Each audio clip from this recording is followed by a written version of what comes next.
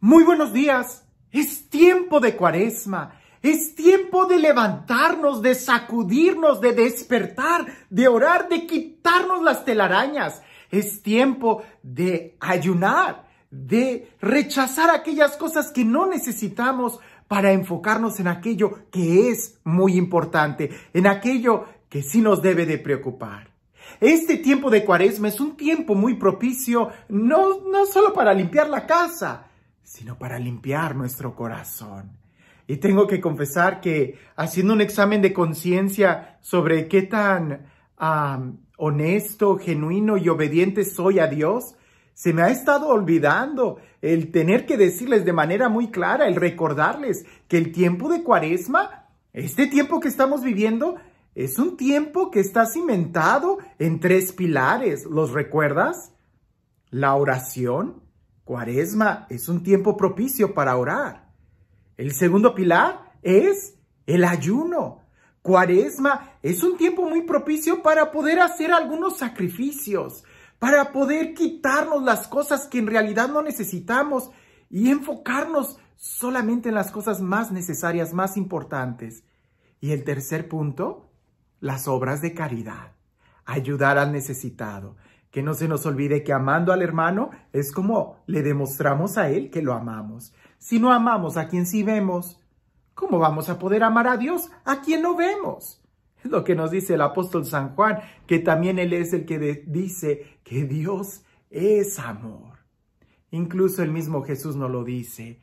En el amor que se tienen unos a otros, en la unidad que ustedes tienen, es como el mundo va a creer en mí.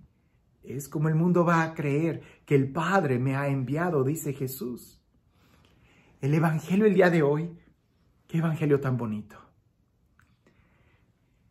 Hacía vibrar mi corazón, porque es muy descriptivo el poder imaginarme ese momento donde Jesús realiza ese milagro y lo que sucede ahí, en la historia de ese hombre.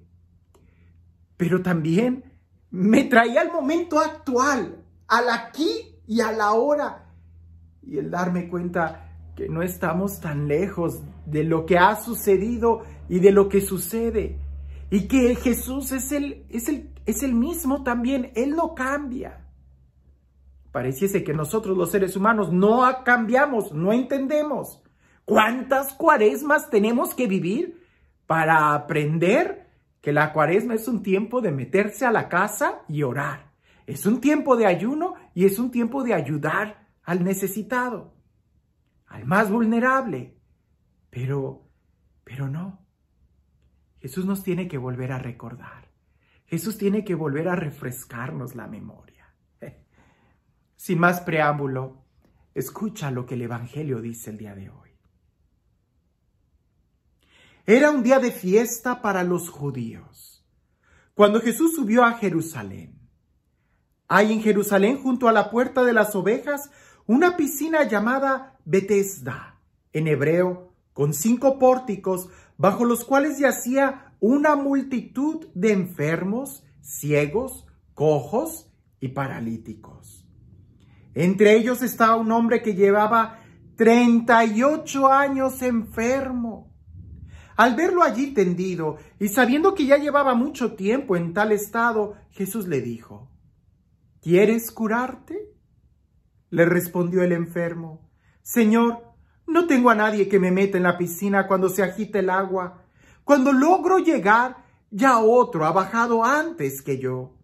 Jesús le dijo: Levántate, toma tu camilla y anda. Al momento el hombre quedó curado. Tomó su camilla y se puso a andar.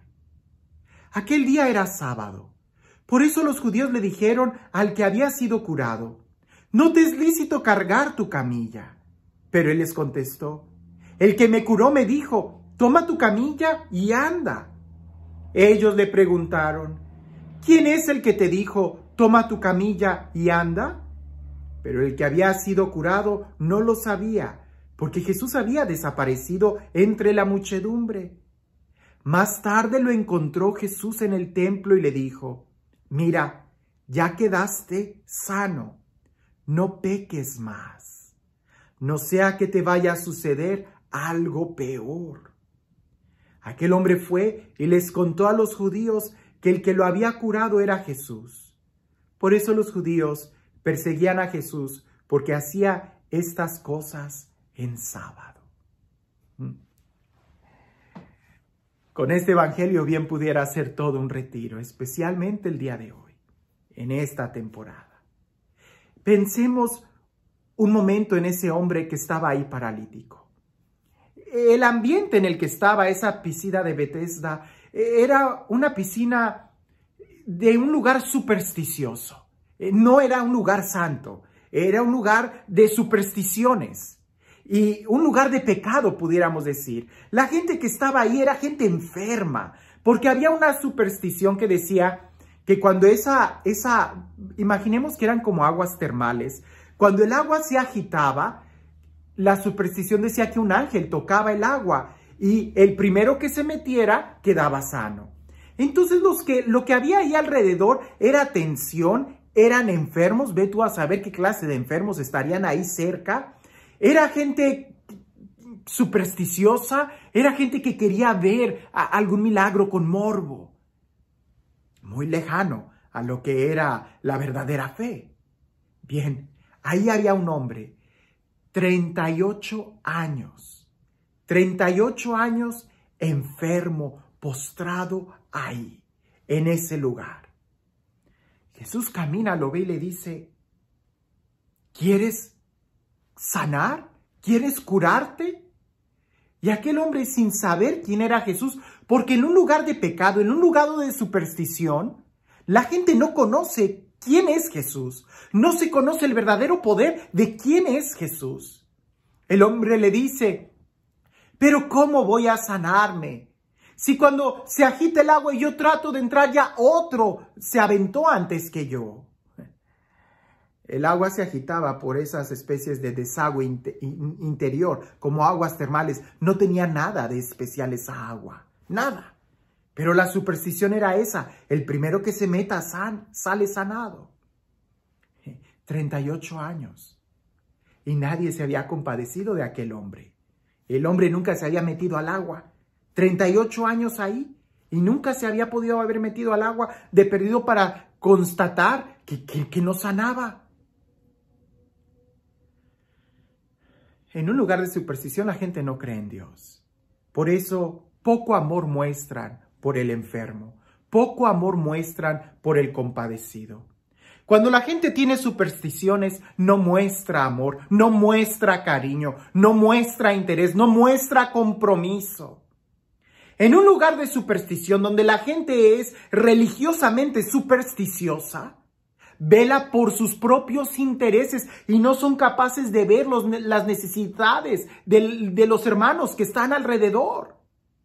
Qué tristeza, ¿no? Todos enfermos, pero todos egoístas. Todos cuidando sus propios intereses. Claro, hay que entender, era un lugar supersticioso. Era un lugar de paganos. Era un lugar de enfermos. Qué triste ha de haber sido ese lugar. Pero hace poco vi unas fotografías que en verdad tocaron mi corazón muy profundo. Porque las tiendas se vaciaron sin necesidad. Se nos dijo una y otra vez que comida sí había. No es una epidemia de escasez de comida. Sí hay comida. Pero se escaseó la comida. La gente iba y llenaba los carritos, llenaba todo. Y en una de las fotografías que vi, había un viejito que estaba empujando el carrito, tratando de buscar lo que le habían dejado las demás gentes. ¿Es que acaso el día de hoy también estamos en un lugar lleno de supersticiones? ¿Es que acaso el día de hoy solamente vemos nuestros intereses y no somos capaces de mirar a aquellos que son más vulnerables? Aquellos que son más necesitados que nosotros. Yo puedo ayunar 1, 2, 3, 4 días y hasta me va a hacer bien para perder un poco de peso. Pero poner en ayuno a un viejito, ya no te apures. Las tiendas ya se volvieron a llenar de comida. hasta de papel de baño. La gente se peleaba por el papel de baño. Tus hijos y tus nietos, cuando vean que nuestra generación se peleó por el papel de baño, ¡qué vergüenza! Pero parece que así estamos, no somos capaces de ayudar a los demás porque la experiencia de fe que tenemos pareciese que es una experiencia supersticiosa, que no impacta en mi vida, que no me hace ver la necesidad de mi hermano, aún en tiempo de Cuaresma.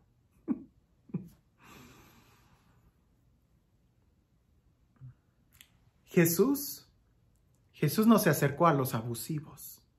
Jesús no se acercó a aquel que se estaba secando el agua porque se metió a la piscina esa.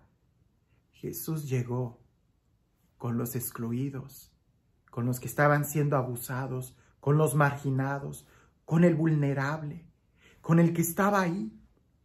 Jesús se detuvo con el vulnerable. No avanzó hasta donde estaban los otros abusivos, se quedó con el vulnerable. Se quedó con el necesitado, se quedó con el enfermo. ¿Quieres saber en dónde está Jesús? Ahí, donde estaba el enfermo. Y le hace el milagro. Levántate. Él se levantó, tomó su camilla y empezó a caminar. Jesús lo sanó con su propia palabra. Cuando llega Jesús se acaba la superstición. Y lo bonito o lo interesante es que en el diálogo, lo que sucede después, Jesús se encuentra, Jesús busca, dice el Evangelio, Jesús lo buscó. Y cuando lo vio le dijo, no peques más, no sea que te suceda algo peor. ¿Qué es algo peor que haber estado enfermo? Haber recuperado la salud y volverse a enfermar. Pero no es... No lo malinterpretes. No estamos hablando de que Dios lo vaya a castigar. Estamos hablando de que Él vaya a perder la libertad. Que Él vaya a perder la conciencia. En la Sagrada Escritura, el tomar la camilla, como en otros milagros sucede. Digo, un enfermo que ha estado siempre paralítico, ¿verdad? Postrado en la cama, Jesús lo sana, pues lo que quiere es salir brincando, se le va a olvidar la camilla. Es como si yo voy con el doctor con una bota de yeso y me la quita. Yo lo que menos quiero es cargar la bota de yeso, yo lo que quiero es caminar. Pero cuando Jesús dice, toma tu camilla, está diciendo, toma tu responsabilidad, toma tu vida. Es decir, la experiencia de Dios lleva consigo una responsabilidad. El conocer a Dios lleva consigo el ver las necesidades de los hermanos, el tomar una camilla, porque tú ya no la necesitas, pero otro la va a necesitar. Toma la responsabilidad.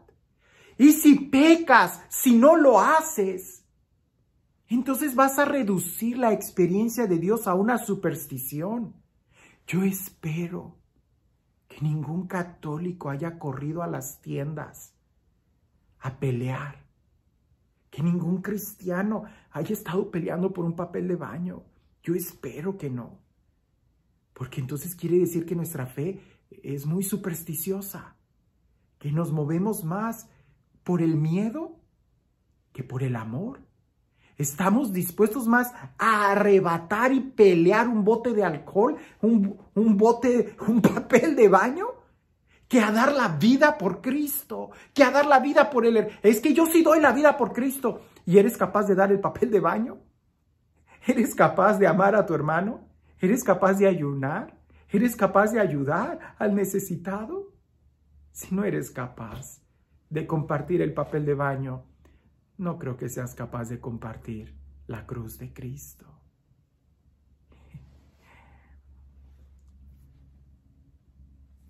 Algo interesante es de que Jesús realizó ese milagro en sábado y los fariseos se enojaron porque el sábado era un día de descanso. Era un día de descanso. No, originalmente el sábado era un día para buscar a Dios. Y esa actividad para buscar a Dios exigía el no tener ninguna otra responsabilidad, sino solamente buscar a Dios. Yo no sé si en mi vida voy a tener una Cuaresma mejor que esta. Yo no sé si en nuestra vida vamos a tener una cuaresma mejor que esta, donde se nos está pidiendo, no te salgas de la casa. ¿Qué hay? ¿Qué voy a hacer en la casa? Pues ponte a orar, lee la Biblia, estudia algo, haz oración. Me enteré de una familia que nunca estaban juntos y ahora que están ahí encerrados, se están peleé. El papá contra la mamá, contra los hijos, porque se llenaron de estrés porque nunca habían convivido tanto tiempo. Dios es muy sabio, muy sabio. Es cuaresma, es tiempo de volver a Dios. Y este Dios, el Dios del amor, el Dios de la vida, el Dios que sana nuestro corazón, el Dios que nos invita a levantarnos y caminar con firmeza, el Dios que nos invita a tomar nuestra camilla, nuestras responsabilidades, el Dios que nos invita a amar al necesitado, a cuidar al vulnerable. Que sea este Dios quien el día de hoy te bendiga. En el nombre del Padre, del Hijo y del Espíritu Santo. Cuentan por ahí que en una de las tumbas de Egipto, de un faraón en Egipto, adentro de una pirámide, en uno de los sarcófagos encontraron un puño de granos de trigo. Y los investigadores tomaron algunos de esos granos y los sembraron. Para la sorpresa de todos, los granos germinaron y creció el trigo. La reflexión está en esto. 5,000 años, un muerto tuvo en su tumba esos granos y nunca crecieron. Lo que necesitaban esos granos era una tierra fértil para que pudiera crecer la planta. Quizás tú has tenido por mucho tiempo la palabra de Dios contigo. ¿Está dando fruto? Entonces lo que necesitamos es buscar un terreno fértil para que la palabra de Dios eche raíces y pueda dar fruto. No vivas la fe como una superstición. Es tan real que el día de hoy nosotros podemos vivir en el amor de Dios. Que tengas un excelente día.